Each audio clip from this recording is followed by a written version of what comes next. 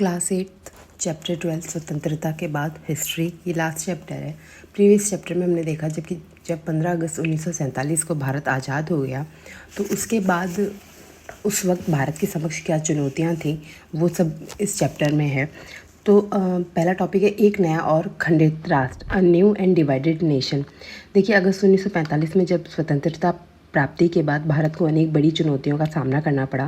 विभाजन के कारण लगभग 80 लाख शरणार्थी पाकिस्तान से भारत आ गए थे, जिनके पुनर्वास की व्यवस्था करनी थी और साथ ही लगभग 500 देसी रियासतों को नए भारतीय राष्ट्र में शामिल करना भी एक महत्वपूर्ण कार्य था। उस वक्त देखिए, जो भारतीय जनसंख्या थी वो 34.5 करोड़ थी लगभग, जो जाति, धर्म, भाषा और संस्कृति के आधार पर विविधताओं से भरी हुई थी। नया नया देश आज़ाद हुआ था तो देश में राष्ट्रीय एकता स्थापित करना आवश्यक था ताकि सभी लोग एक राष्ट्र के रूप में साथ रह सकें। स्वतंत्र भारत को एक ऐसी राजनीतिक व्यवस्था अपनानी थी जो जनता की आशाओं और अपेक्षाओं को पूरा कर सके। अधिकांश लोग गांवों में रहते थे और उनकी आजीविका जो थी वो कृषि और मानसून पर निर्भर थी। शहरों में मजदूर वर्ग जो था उस वक्त वो गरीबी, झुग्गियों और शिक्षा व स्वास्थ्य सुविधाओं की कमी से जूझ रहा था। तो जो सरकार थी, सरकार के सामने गरीबी दूर करने, कृषि उत्पादन बढ़ाने और नए उद्योग स्थापित करने की चुनौती थी और एकता और विकास दोनों को साथ साथ आगे बढ़ाना था कि ये जो जनता है, अलग अलग संस्कृति, अलग अलग धर्म संप्रदाय की, वो एक साथ रहे और उसका विकास भी हो, सामाजिक और आर्थिक विकास हो। सामाजिक और धार्मिक विभाजन दूर न होने पर संघर्ष की संभावना थी। आर्थिक विकास का लाभ सभी तक नहीं पहुंचने पर अमीर, गरीब, शहर, गांव और विभिन्न क्षेत्रों के बीच में असमानता बढ़ सकती थी। यानी उस वक्त जब देश आज़ाद हुआ था तब स्वतंत्रता के समय भारत एक नया और विभाजित राष्ट्र था। राष्ट्रीय एकता स्थापित करना, आए हुए शरणार्थियों का पुनर्वास करना, रियासतों का विलय करना तथा आर्थिक विकास के माध्यम से गरीबी दूर करना स्वतंत्र भारत की प्रमुख चुनौतियां थीं। इन चुनौतियों का सफल समाधान ही राष्ट्र निर्माण की आधारशिला बना। नेक्स्ट टॉपिक है नए संविधान की रचना। अ कॉन्स्टिट्यूशन इज़ रिटन, संविधान निर्माण। तो देखिए, दिसंबर 1946 से नवंबर 1949 तक संविधान सभा की कई बैठकें हुईं। लगभग 300 सदस्यों ने भारत के राजनीतिक भविष्य पर विचार विमर्श करा और इस तरीके से भारतीय जो संविधान है उसे 26 जनवरी 1950 को लागू किया गया। अब संविधान की देखिए, भारतीय जो संविधान है उसकी प्रमुख विशेषताएं क्या हैं। पहला है सार्वभौमिक वयस्क मताधिकार, यूनिवर्सल अडल्ट फ्रेंचाइज। यानी भारत जो एक नया राष्ट्र बना था उसमें 21 जो हमारे जो संविधान बनाने वाले जो नीति निर्माता थे उन्होंने 21 वर्ष से अधिक आयु के सभी नागरिकों को मतदान का अधिकार दिया। जाति, धर्म, लिंग, शिक्षा, संपत्ति के आधार पर कोई भेदभाव नहीं किया। आप महिला हैं या पुरुष हैं उससे कोई मतलब नहीं है, आपको उतना ही अधिकार है जितना एक पुरुष को है। महिला को भी उतना ही अधिकार दिया गया और यह विश्व के सबसे बड़े लोकतांत्रिक प्रयोगों में से एक था, क्योंकि जो बहुत डेवलप्ड देश थे उनमें भी ये सभी जो लोग हैं उन्हें सडनली मताधिकार का अधिकार नहीं मिला था, भारत में मिला था। इसलिए आज जो हमें चीज़ सहज लगती है ये बहुत इम्पोर्टेंट चीज़ थी। इसमें बता रखा है कि ब्रिटेन और अमेरिका जैसे अन्य देशों की जनता को भी ये जो अधिकार है, वयस्क मताधिकार, ये टुकड़ों टुकड़ों में दिया गया था। सबसे पहले वहाँ संपन्न पुरुषों को दिया गया, उसके बाद शिक्षित पुरुषों को दिया गया, फिर मजदूर पुरुषों को काफ़ी लंबे संघर्षों के बाद मिला। मतलब इनमें भी वर्ग भेद था पुरुषों में भी, और महिलाओं को तो सबसे अंत में मताधिकार दिया गया, वह भी लंबे जुझारू संघर्ष के बाद। लेकिन इसके विपरीत भारत में आज़ादी के कुछ समय बाद ही देश के सभी स्त्री पुरुषों को ये अधिकार दिया गया, भले वे अमीर हों, गरीब हों, पढ़े लिखे हों या अनपढ़ हों, सबको। तो ये एक बहुत ही विशेषता थी भारतीय संविधान की उस वक्त। यहाँ पे एक छायाचित्र है, उसमें जो संविधान के उद्देश्य हैं उन्हें भारत के प्रथम प्रधानमंत्री जवाहरलाल नेहरू पढ़ रहे हैं। संविधान की दूसरी विशेषता ये थी कानून के समक्ष समानता, यानी सभी नागरिकों को कानून के समक्ष समान अधिकार दिए गए। भारत को धर्मनिरपेक्ष राज्य बनाया गया। हिंदू, मुस्लिम, सिख, ईसाई, पारसी और जैन सभी को समान अधिकार दिए गए।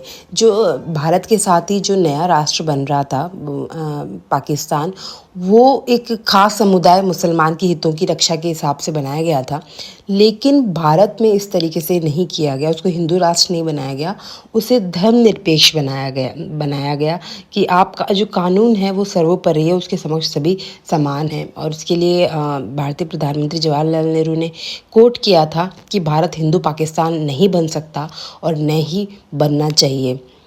तीसरी थी सामाजिक न्याय और आरक्षण, जो भारतीय संविधान की विशेषता थी। अस्पृश्यता यानी अनटचेबिलिटी को समाप्त कर दिया गया। मंदिरों के जो द्वार हैं वो सभी जातियों के लिए खोल दिए गए। अनुसूचित जाति एससी और अनुसूचित जनजाति एसटी को विधानसभाओं और सरकारी नौकरियों में आरक्षण दिया गया। इसका उद्देश्य था कि सदियों से वंचित वर्गों को समान अवसर प्रदान करना था। मतलब छुआछूत वाली जो है वो भारतीय संविधान ने निरस्त कर दिया उसको, और सभी को एक कानून के समक्ष सभी समान हैं, और जो अवसर हैं आगे बढ़ने के वो सभी को समान दिया जाएगा। लेकिन चूंकि जो दलित वर्ग था उसमें शिक्षा का इतना प्रसार नहीं था, तो उन्हें कुछ आरक्षण उस वक्त प्रदान किया गया।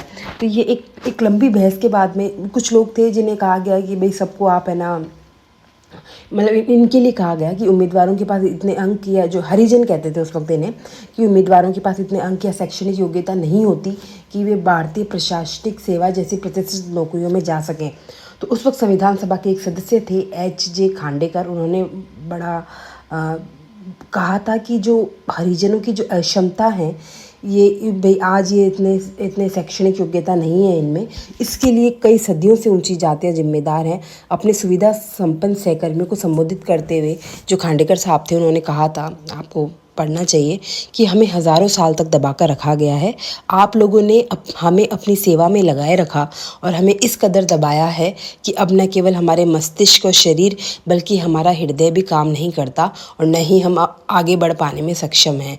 कि हमारी जो स्थिति है उसके लिए कहीं ना कहीं ये जो वर्ग है, ये जिम्मेदार है, जो संपन्न वर्ग है, उच्च वर्ग है, इसने हमें कभी अवसर ही नहीं दिया कि हम कभी आगे बढ़ सकें। तो लेकिन जो भारतीय संविधान था उसमें ये प्रावधान दिया गया और सभी को समान प्रदान किए गए।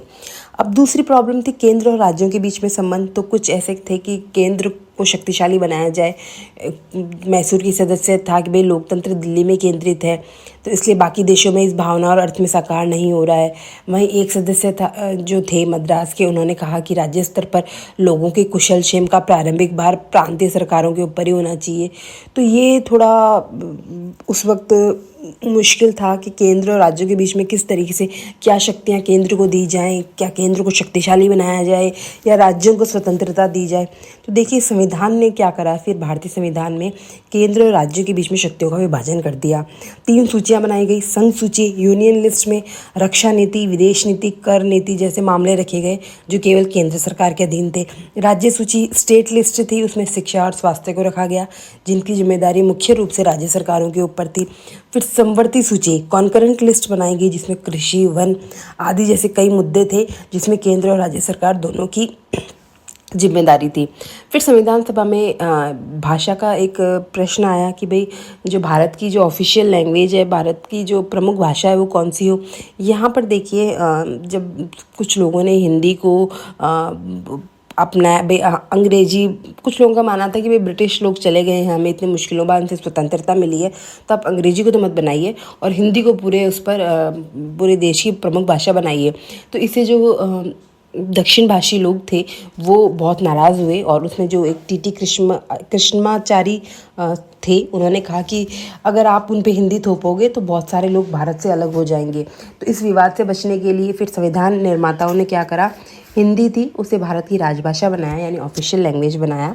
और उस वक्त फिर ये तय करा कि जो अंग्रेजी है वो न्यायालयों, प्रशासन और अंतर्राज्यीय संचालन, एक राज्य से दूसरे राज्य में कम्युनिकेशन के लिए जारी रखने का निर्णय लिया गया अंग्रेजी को। और ये हिंदी और गैर हिंदी भाषी राज्यों के बीच में एक समझौता किया गया था। इन संविधान जो भारत का जो संविधान बनाया गया उसमें बहुत सारे लोगों का योगदान है, बहुत सारे विद्वान लोग थे, उन्होंने अपने विचार विमर्श दिए। लेकिन जो सबसे बड़ा योगदान अगर हम कहें तो डॉक्टर भीमराव अंबेडकर का था। ये भीमराव अंबेडकर जो थे वो संविधान प्रारूप समिति के अध्यक्ष थे, यानी जिसने इस इंडियन कॉन्स्टिट्यूशन को ड्राफ्ट किया था, उस समिति के अध्यक्ष डॉक्टर BR अम्बेडकर थे। उनके नेतृत्व में ही संविधान का अंतिम प्रारूप तैयार किया गया था। उन्होंने कहा था कि राजनीतिक लोकतंत्र के साथ साथ सामाजिक और आर्थिक लोकतंत्र भी आवश्यक है। कहने का ये मतलब है कि आपने राजनीतिक तौर पे तो आपने सबको समान दे दिया, आपने वोट का अधिकार भी इन्हें दे दिया है, आपने इनकी साक्षरता के आधार पे भी इनसे भेदभाव नहीं करा, इन्हें हर हर समान अवसर दिया गया है। लेकिन सामाजिक और आर्थिक लोकतंत्र भी होगा क्या, ये हो पाएगा? तो उन्होंने कहा था कि नए संविधान के साथ भारत एक अंतर्विरोधों के एक नए युग में प्रवेश करने जा रहा है। राजनीति में हमारे पास समानता होगी और सामाजिक व आर्थिक जीवन में हम एक असमानता की राह पर चलेंगे।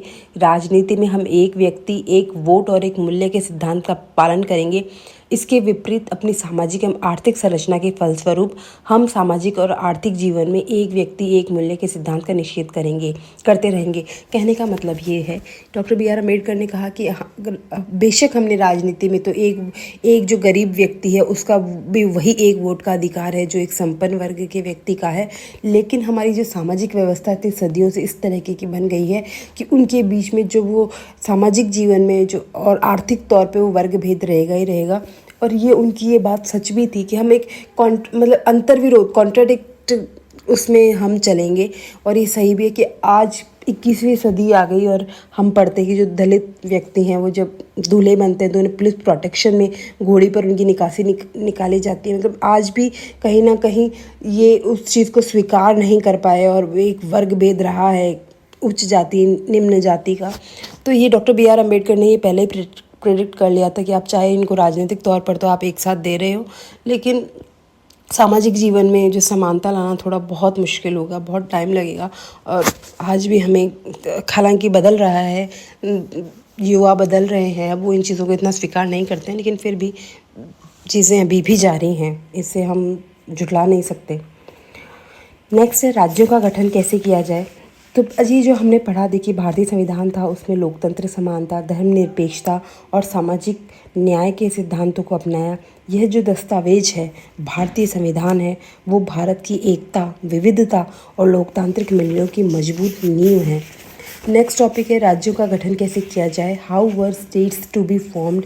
अब देखिए जब 1920 का जो दशक था उसमें जो भारतीय राष्ट्रीय कांग्रेस थी उसने 1920 के दशक से ही ये वादा करा था कि स्वतंत्रता के बाद में जो प्रत्येक प्रमुख भाषाई समूह को अपना राज्य दिया जाएगा। लेकिन क्या हुआ, जब जब 1947 में भारत स्वतंत्र हुआ तो भारत स्वतंत्र भारतीय उपमहाद्वीप के तौर पे नहीं हुआ था, उसके दो पाकिस्तान और भारत में एक विभाजित राष्ट्र के रूप में वो स्वतंत्र हुआ था। तो सरकार ने क्या है फिर जो तुरंत भाषाई राज्यों का गठन नहीं किया, क्योंकि विभाजन के दौरान जो सांप्रदायिक दंगे हुए, हिंसा हुए, तो उस वक्त नेताओं को ये डर था कि अगर अब हम भाषाई आधार पे भी राज्यों का गठन कर देंगे तो राष्ट्रीय एकता को ये और कमज़ोर करेगा। पहले ही भारत के समक्ष इतनी चुनौतियाँ थी, आर्थिक तौर पे वो कमज़ोर था, सांप्रदायिकता को लगातार, मतलब भारतीय एकता जो थी उसमें सांप्रदायिकता के आधार पर चुनौतियाँ मिल रही थी, बाहर से कोशिशें हो रही थी कि भारत को तोड़ा जाए। तो उस समय लोगों को लगा कि अब अगर हम लैंग्वेज बेस्ड, अगर भाषाई आधार पे भी राज्यों का विभाजन कर देंगे तो ये भारत को पूरी तरीके से तोड़ देगा। तो उस वक्त के जो प्रमुख नेता थे, प्रधानमंत्री जवाहरलाल नेहरू और जो उप प्रधानमंत्री थे वल्लभ भाई पटेल, दोनों ही भाषा के आधार पर राज्यों की गठन की नीति के विरोधी थे। विभाजन के बाद में प्रधानमंत्री नेहरू ने कहा कि उपद्रवकारी प्रवृत्तियां सिर उठा रही हैं, जिन पर अंकुश लगाने के लिए राष्ट्र को शक्तिशाली और एकजुट होना चाहिए। और वहीं फिर पटेल ने कहा कि इस समय भारत की पहली और आखिरी ज़रूरत यह है कि उसे एक राष्ट्र बनाया जाए। राष्ट्रवाद को बढ़ावा देने वाली हर चीज़ आगे बढ़नी चाहिए और उसके रास्ते में रुकावट डालने वाली हर चीज़ को खारिज करना चाहिए। हमने यही कसौटी भाषाई प्रांतों के सवाल पर भी अपनाई है और इस कसौटी के हिसाब से हमारी राय में इस मांग को समर्थन नहीं दिया जा सकता है। मतलब वो इसके लिए रेडी नहीं थे कि भाषाई आधार पे राज्यों का गठन करा जाए। लेकिन इससे हुआ क्या कि जब कांग्रेस के नेता ये नहीं करा इन्होंने भाषाई आधार पे राज्यों की मांग को पूरा, तो इसमें जो आंध्र राज्य की मांग है उसके लिए बहुत ज़ोरदार मांग उठी थी। तो तेलुगु भाषी लोगों ने एक अलग राज्य की मांग करी और गांधीवादी नेता थे, यहाँ साइड में देखिए इनका छायाचित्र दे रखा है, पोट्टी श्री रामुलु। इन्होंने अक्टूबर 1952 में आमरण अनशन करा और 52 दिनों के अनशन के बाद में इनकी 15 दिसंबर 1952 को उनकी मृत्यु हो गई। फिर जब 1952 के चुनाव में जब नेहरू वहाँ चुनाव प्रचार के लिए गए तो उन्हें काले झंडे दिखाए गए और कहा हमें आंध्र चाहिए के नारे उनके समक्ष लगाए गए। जब ये जो गांधीवादी नेता थे पोटी श्री रामल्लू, इनकी जब मृत्यु हो गई तो इसके बाद व्यापक आंदोलन हुए और सरकार को झुकना पड़ा। तो फिर इस तरीके से जो 1 अक्टूबर 1953 को आंध्र के रूप में एक नए राज्य का गठन हुआ, जो बाद में आंध्र प्रदेश बनना पड़ा। फिर आंध्र की स्थापना के बाद अन्य भाषाई समुदाय भी अपने अपने राज्यों की मांग करने लगे। तो इसके बाद में 1953 में जब अक्टूबर में आंध्र प्रदेश का गठन हो गया, फिर 1953 में ही राज्य पुनर्गठन आयोग स्टेट रीऑर्गेनाइजेशन कमीशन का गठन किया गया। आयोग की रिपोर्ट के आधार पर 1956 में राज्यों की सीमाएं भाषाई आधार पर पुनः निर्धारित की गई। तो असमिया, बंगाली, उड़िया, तमिल, मलयालम, कन्नड़ और तेलुगु भाषी राज्यों का गठन किया गया। और इसके बाद में जो 1960 में द्विभाषी बॉम्बे राज्य को भी विभाजित किया गया, उसको महाराष्ट्र करा गया जो मराठी भाषी थे, और गुजराती भाषी वालों को गुजरात के रूप में किया गया। 1966 में फिर पंजाब का विभाजन किया गया, पंजाब पंजाबी भाषी, और जो हरियाणा थे उसमें हिंदी और हरियाणवी भाषा बोलने वाले लोग रहते थे। इस तरीके से देखिए, मतलब कहने का ये मतलब है कि स्वतंत्रता के बाद भारत में राज्यों का पुनर्गठन मुख्यतः भाषाई आधार पर किया गया। इसमें विभिन्न भाषाई समुदायों की पहचान को सम्मान मिला और राष्ट्रीय एकता बनाए रखते हुए संघीय व्यवस्था को मजबूत किया गया।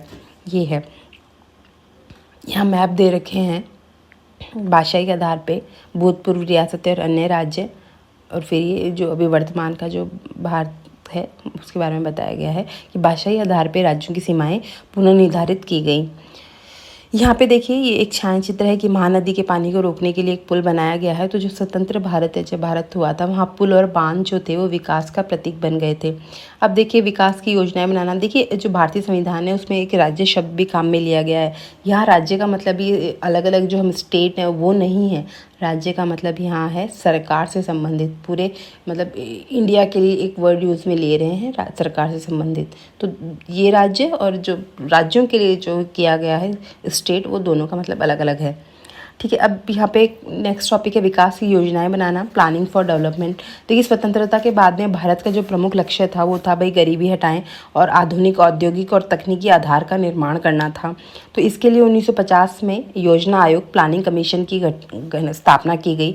आर्थिक विकास के लिए मिश्रित अर्थव्यवस्था मॉडल अपनाया गया, मिक्स्ड इकोनॉमी भारत में अपनाई गई। इसमें क्या था, इस मॉडल में सरकार यानी स्टेट जो राज्य है, तो सरकार, स्टेट और निजी क्षेत्र दोनों की महत्वपूर्ण भूमिका निर्धारित की गई है।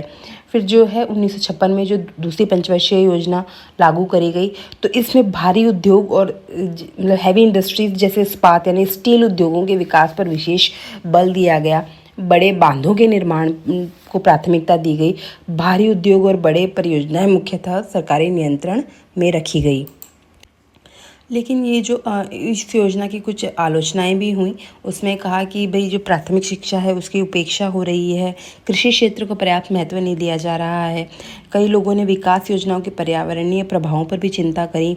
और जो मीराबेन थी, ये महात्मा गांधी की अनुयायी थी मीराबेन। इन्होंने 1949 में लिखा कि केवल विज्ञान और मशीनों पर अत्यधिक निर्भरता अंततः प्रकृति और मानव जीवन के लिए हानिकारक हो सकती है। तो उन्होंने प्रकृति के संतुलन को बनाए रखने पर जोर दिया। तो इस तरीके था कि स्वतंत्र भारत ने एक योजनाबद्ध, एक पूरी प्लानिंग के तहत एक योजनाबद्ध विकास के माध्यम से गरीबी को दूर करने और औद्योगिकरण को बढ़ावा देने का प्रयास करा। यद्यपि इस नीति से औद्योगिक विकास तो हुआ, फिर भी कृषि, शिक्षा और पर्यावरण संबंधी चुनौतियाँ बनी रहीं। ये देखिए, यहाँ पे ये एक छायाचित्र है कि भिलाई स्थित इस्पात कारखाने की स्थापना 1959 में तत्कालीन सोवियत संघ की सहायता से की गई थी। छत्तीसगढ़ के पिछड़े ग्रामीण इलाके में स्थित यह कारखाना आधुनिक भारत के विकास का एक महत्वपूर्ण प्रतीक बन गया था। उस वक्त औद्योगिकीकरण ही एक तरीका था जिसके तहत आप आगे बढ़ सकते थे। तो भारत ने भी वही अपनाया और बड़े बड़े बांध और जो हैवी इंडस्ट्री पे उन्होंने अपना जोड़ दिया। यहाँ देखिए, ये एक पंचवर्षीय जो योजनाएं बनी उन पे नेहरू के विचार हमें जानने चाहिए। तो प्रधानमंत्री जो जवाहरलाल नेहरू थे, वो जो ये योजना प्रक्रिया है, जो प्लानिंग जो करी जाती थी 5-5 साल में, उसके भारी समर्थक थे। तो उन्होंने जो राज्य के मुख्यमंत्रियों के नाम अपना एक पत्र लिखा 22 दिसंबर 1952 का ये है। तो उसका देखिए अंश कुछ इस तरह का है कि देखिए जो पंचवर्षीय योजनाएं के पीछे भारत की एकता और देश के विभिन्न जनसमूहों के विराट आपसी सहयोग की अवधारणा निहित है। हमें ये बात हमेशा याद रखनी चाहिए कि इस प्रक्रिया में सिर्फ सरकारी तंत्र का ही महत्व नहीं होता, बल्कि जनता के उत्साह और सहयोग का महत्व इससे भी ज़्यादा है। हमारे लोगों को एक विशाल उद्यम में साझेदारी का उत्साह, उन्हें अपने अगले उद्देश्य की ओर बढ़ते सहयात्री जैसा एहसास होना चाहिए। बेशक योजना बहुत सारे अर्थशास्त्रियों, सांख्यिकी विशेषज्ञों और ऐसे ही दूसरे लोगों की गणनाओं पर आधारित हो सकती है और होगी, परंतु केवल आंकड़ों और संख्याओं से, हालांकि ये महत्वपूर्ण है, ये किसी योजना में जीवन पैदा नहीं करते। जीवन का यह उच्छ्वास तो कहीं और से ही आता है। अब यह हमारी जिम्मेदारी है कि ठंडे अक्षरों में लिखी योजना को एक ऐसा जीवंत गतिशील उद्यम बना दें कि वह लोगों की कल्पनाओं को साकार कर सके। ये प्रधानमंत्री जवाहरलाल नेहरू के विचार थे कि आप किसी योजना को किसी व्यक्ति के लिए बना रहे हैं तो उसे भी इन्वॉल्व करिए, उसे बताइए कि आप भी इस जो आर्थिक विकास और ये जो भी विकास किया जा रहा है उसमें आप सहभागी हैं और आपके लिए किया जा रहा है। ये तभी वो योजना को जीवंत बनाया जा सकता है। ये है यहाँ पे एक देखिए एक स्वतंत्र विदेश नीति की चाह ये है। तो देखिए जो भारत को जो स्वतंत्रता है वो जो जब द्वितीय विश्व युद्ध हुआ था उसके 1945 उसकी ख़त्म होने के कुछ समय बाद प्राप्त हुई। तो 1945 में फिर संयुक्त राष्ट्र यूनाइटेड नेशन की स्थापना हुई। तो 1950 और 1960 के दशक में उस वक्त पूरे जो वर्ल्ड में शीत युद्ध शुरू हो गया था, कोल्ड वार शुरू हो गया था। तो शीत युद्ध में दो महाशक्तियाँ शामिल थी, अमेरिका और सोवियत संघ। तो दोनों देशों ने अपने सैन्य गुट बनाए और विश्व राजनीति में प्रतिस्पर्धा करी।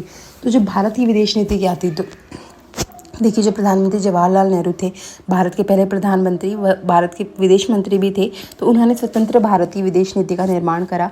भारत की विदेश नीति का जो आधार था वो गुट निरपेक्षता, नॉन अलाइनमेंट था, यानी भारत ने अमेरिका या सोवियत संघ किसी भी गुट में शामिल न होने का निर्णय लिया। अब देखिए गुट निरपेक्ष आंदोलन क्या है। देखिए गुट निरपेक्ष आंदोलन का नेतृत्व भारत, मिस्र, यूगोस्लाविया, इंडोनेशिया और घाना जैसे देशों ने किया।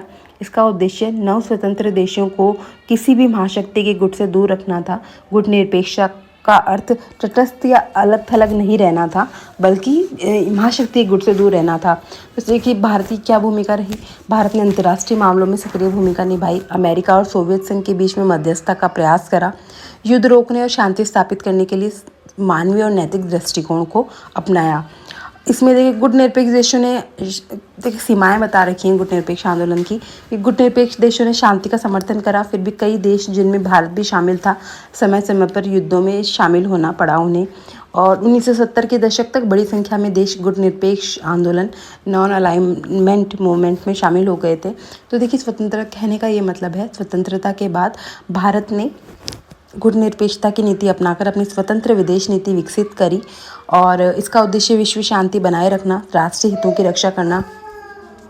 स्वतंत्रता के बाद भारत ने गुट निरपेक्षता की नीति अपना के अपनी स्वतंत्र विदेश नीति विकसित करी। इसका उद्देश्य विश्व शांति बनाए रखना, राष्ट्रीय हितों की रक्षा करना और किसी भी महाशक्ति के प्रभाव से मुक्त रहना था। फिर ये नेक्स्ट टॉपिक है राष्ट्र के 60 वर्षों के बाद में। तो देखिए ये अब बता रखा है कि 15 अगस्त 2007 को भारत ने स्वतंत्रता के 60 वर्ष पूरे करे हैं। इन 60 वर्षों में भारत ने एक एकीकृत और लोकतांत्रिक राष्ट्र के रूप में अपनी पहचान को बनाए रखा है। अनेक विदेशी पर्यवेक्षकों को आशंका थी कि जो भारत है वो टूट जाएगा या सैन्य शासन के अधीन आ जाएगा, लेकिन ऐसा कुछ भी नहीं हुआ है। तो भारत की देखिए कुछ प्रमुख उपलब्धियां हैं कि स्वतंत्रता के बाद में लगातार सामान्य राज्य स्थानीय चुनाव आयोजित हुए हैं। भारत ने स्वतंत्र प्रेस और स्वतंत्र न्यायपालिका को कायम रखा है। भाषाई और धार्मिक विविधताओं के बावजूद राष्ट्रीय एकता बनी रही है। लोकतांत्रिक व्यवस्था सफलतापूर्वक कार्य करती रही है। लेकिन कुछ प्रमुख चुनौतियाँ भी हैं। देखिए संविधान द्वारा हालांकि समानता की गारंटी दी गई है, लेकिन इसके बावजूद जो दलित हैं यानी अनुसूचित जातियाँ हैं उनके साथ भेदभाव और हिंसा जारी रही है। कई ग्रामीण क्षेत्रों में दलितों को सार्वजनिक स्थानों पर, मंदिरों पर और जल स्रोतों तक पहुंच में कठिनाइयों का सामना करना पड़ा है। विभिन्न धार्मिक समुदायों के बीच में समय समय पर सांप्रदायिक संघर्ष भी होते रहे हैं। ये तो देखिए धार्मिक असमानता है। अब देखिए आर्थिक असमानता क्या है। आर्थिक विकास का लाभ सभी लोगों तक समान रूप से नहीं पहुंचा है। अमीर और गरीब के बीच में खाई बढ़ गई है। एक वर्ग आधुनिक सुविधाओं और उच्च जीवन स्तर का लाभ उठा रहा है, वहीं बड़ी संख्या में लोग गरीबी, झुग्गियों, शिक्षा की कमी जैसी समस्याओं से जूझ रहे हैं। तो देखिए, संविधान और वास्तविकता क्या है कि संविधान सभी नागरिकों को समानता का अधिकार देता है, लेकिन व्यवहारिक जीवन में सामाजिक और आर्थिक असमानताएं अभी भी मौजूद हैं।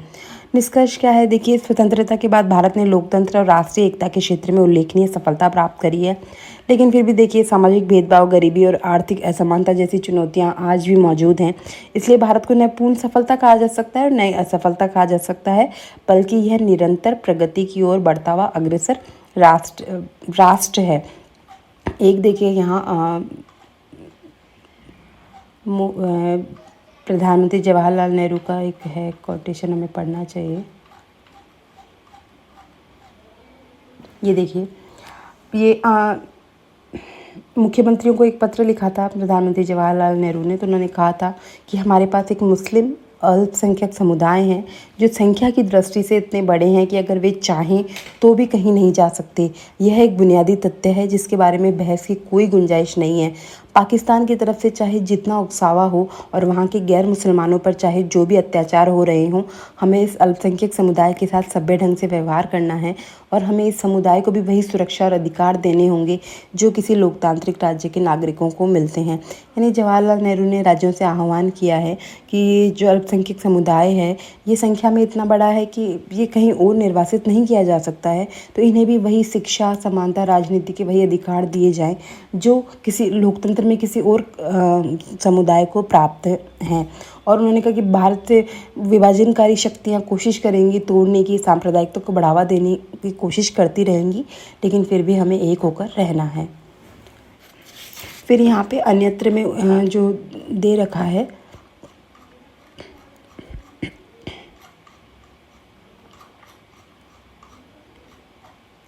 ये रहा श्रीलंका है। श्रीलंका का देखिए 1956 में श्रीलंका तत्कालीन सिलोन था, उसने क्या करा, जो सिंहला जो भाषा थी तो उसको देश की एकमात्र आधिकारिक भाषा घोषित कर दिया।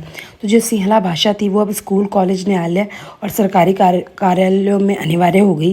तो जो इससे जो तमिल भाषी जो अल्पसंख्यक थे वहाँ श्रीलंका में, उनमें असंतोष फैल गया। तमिल नेताओं ने चेतावनी दी कि भाषा थोपने से देश विभाजित हो सकता है। बाद में श्रीलंका में लंबे समय तक गृहयुद्ध, सिविल वॉर चला, जिसकी एक प्रमुख वजह भाषा विवाद थी। वहीं पाकिस्तान में भी ऐसा हुआ, जो पूर्वी पाकिस्तान है, वर्तमान का बांग्लादेश है, वहाँ पर भी बंगाली भाषियों के ऊपर उर्दू भाषा थोपी गई। तो इससे बंगाली भाषी जो लोग थे उन्हें लगा कि उनकी संस्कृति को दबाया जा रहा है, और भाषाई असंतोष के कारण 1971 में पाकिस्तान 2 भागों में विभाजित हो गया और बांग्लादेश का निर्माण हुआ। तो देखिए, ये है कि भारत की स्थिति ये है कि भारत में क्या है, भारत ने समय रहते ही विभिन्न क्षेत्रीय भाषाओं को विकसित होने की पूरी स्वतंत्रता दी। राज्यों का पुनर्गठन भाषाई आधार पर करा गया। हालांकि इससे राष्ट्र के टूटने की आशंका तो थी प्रमुख नेताओं को, लेकिन फिर भी उन्होंने भाषाई आधार पर राज्यों का पुनर्गठन कर दिया। हिंदी को अन्य भाषाओं पर जबरन थोपा नहीं गया। दक्षिण वाले राज्य नहीं थे तो उन पर हिंदी ज़बरदस्ती नहीं थोपी गई। तो इससे क्या है, विभिन्न भाषाई समुदायों की पहचान और सम्मान बनी रही। तो क्या है कि देखिए, प्रारंभ में जवाहरलाल नेहरू और वल्लभ भाई पटेल थे, उन्हें आशंका थी कि भाषाई जो राज्य हैं वो राष्ट्रीय एकता को कमज़ोर कर सकते हैं, लेकिन जो वास्तविकता ये है कि भाषाई राज्यों ने भारत की एकता को मजबूत ही करा है। क्या होता है, जब लोगों को अपनी भाषा और संस्कृति सुरक्षित महसूस होती है तो वे भारतीय राष्ट्र का हिस्सा बने रहने में संतुष्ट रहते हैं। तो इसी तरीके से कहने का ये मतलब है, भारत ने भाषाई विविधता का सम्मान करते हुए राज्यों का गठन करा। श्रीलंका और पाकिस्तान के विपरीत भारत ने भाषाओं को दबाने के बजाय उन्हें विकसित होने का अवसर दिया। यही कारण है कि भाषाई राज्यों ने भारत की एकता को कमज़ोर नहीं बल्कि एक और अधिक मजबूत बनाया है।